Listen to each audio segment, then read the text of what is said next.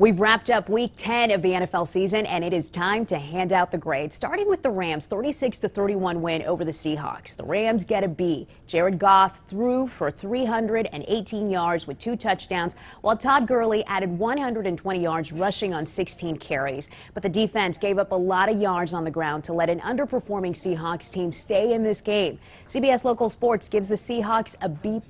The ground game was impressive, 108 yards from Rashad Penny, 92 more from Russell Wilson, and Wilson had 3 touchdowns with no interceptions. And next up, the Saints, 51-14 win over the Bengals. The Saints get an A. Drew Brees was 22 for 25 with 265 yards passing and 3 touchdowns. And Mark Ingram II had 13 carries for 104 yards. The Bengals get a C-.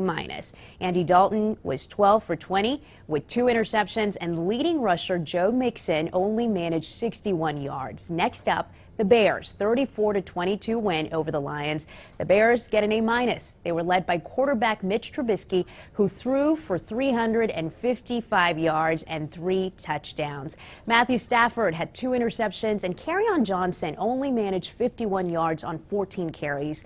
And finally, the Cowboys, 27-20 win over the Eagles. Dallas gets an A-, led by Ezekiel Elliott's 151 yards on the ground. Zeke averaged 7.9 yards per carry, and new wideout Amari Cooper had 6 catches for 75 yards. The Eagles earn a B- from CBS Local Sports. Carson Wentz managed to throw for 360 yards, but the Eagles, as a team, only gained 71 yards rushing. And you can check out grades for the other week 10 games in our CBS Local Sports article.